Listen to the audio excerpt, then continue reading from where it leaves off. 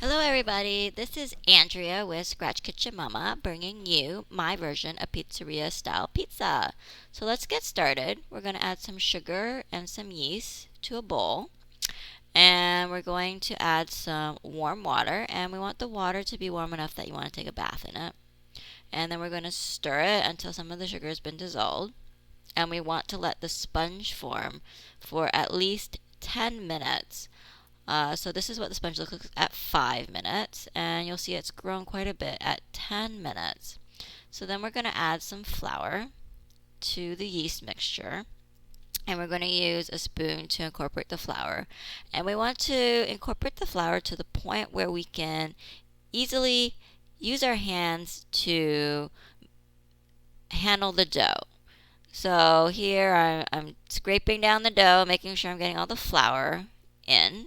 And then when it gets to a point where we can use our hands, we want to use the pinchy method. So here I'm pinching the dough and I'm turning it inside out as I go so that all the flour has been incorporated. And you'll find that the dough is kind of sticky. It's a wet dough, and you'll find that it's even wetter in the summertime. So we want to add some flour, and we want to keep on adding flour until the dough gets tacky. So what I mean by tacky, it means that the dough is sticky to our hands but not coming off in pieces on our hands. So we want to keep on adding flour until it gets to this point. So when we push down on dough and it bounces back, so we know the gluten has formed.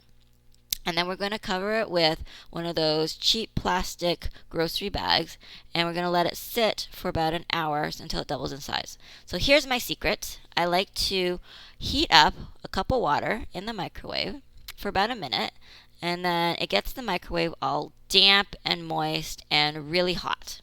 And then I'm going to move the cup to the side, and I'm going to add my dough to the microwave with the cup in the moisty, warm environment. And it's going to help my dough to rise. So here's my dough. It's been sitting for about an hour, and it's doubled in size. It's beautiful, isn't it? And then we're going to take all our aggressions out and we're going to punch down the dough like that. Here you see I'm caressing the dough after I punched it because the dough feels really lovely. It's nice and soft and elasticy. And I'm taking out the dough so that I can split it into two because it makes enough for two pizzas or one really large pizza.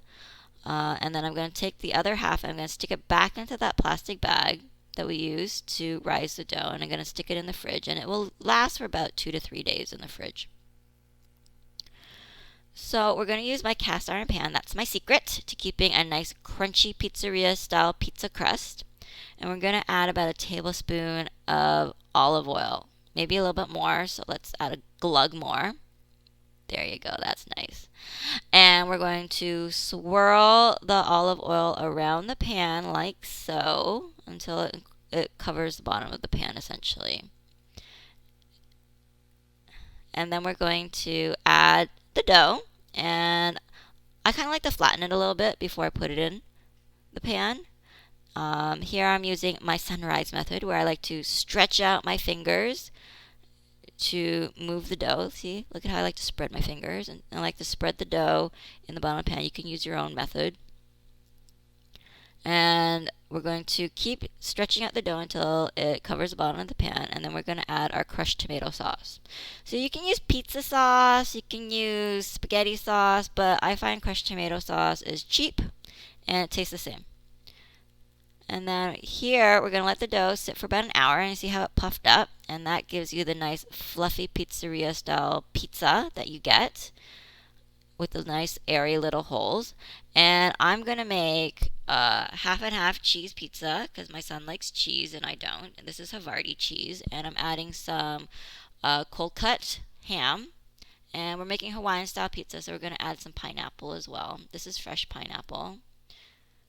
But you can also use frozen pineapple and let it defrost, or crushed pineapple from the can. And here you'll see that's my final pizza. And then we're going to put it on top of the stovetop, and we're going to let it heat up for 3 minutes on medium low. And then we're going to let it rest for 2 minutes on the heated burner. And then we're going to stick it in the oven at 425 degrees Fahrenheit. And we're going to let it cook for about 12 minutes until the pizza is a golden, lovely brown like so. And you'll see that the bottom of the crust is quite firm and it's a lovely golden color like what you get at the pizzeria.